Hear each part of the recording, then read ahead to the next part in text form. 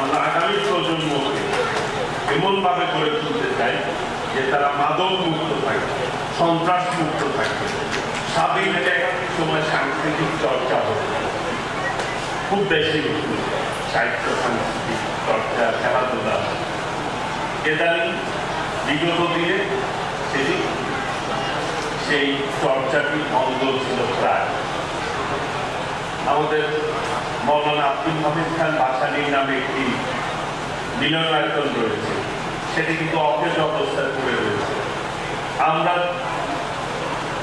ইতিমধ্যে আমি কাজ শুরু করেছি, দ্রুততম সময়ের মধ্যে ইনশাআল্লাহ মৌলানা আব্দুল হামিদ খান ভাসানী নামে যে মিলনায়তন সেটি আমরা দ্রুত চালু করব, যাতে করে আমাদের সাংস্কৃতিক অঙ্গনের কর্মীরা একটি জায়গায় বসে তাদের কাজ করতে পারে।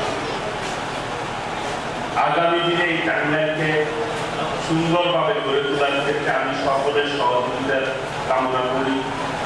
ইনশাআল্লাহ আমরা সবাই মিলে এই টাঙ্গাইলকে একটি সুন্দর নিরাপদ টাঙ্গাইল গড়ে তুলব ইনশাআল্লাহ, এবং মানুষদের আমরা আগামী প্রজন্মকে এমনভাবে গড়ে তুলতে চাই যে তারা মাদক মুক্ত থাকবে, সন্ত্রাস মুক্ত থাকবে, স্বাধীন চেতা নিয়ে তারা পড়ে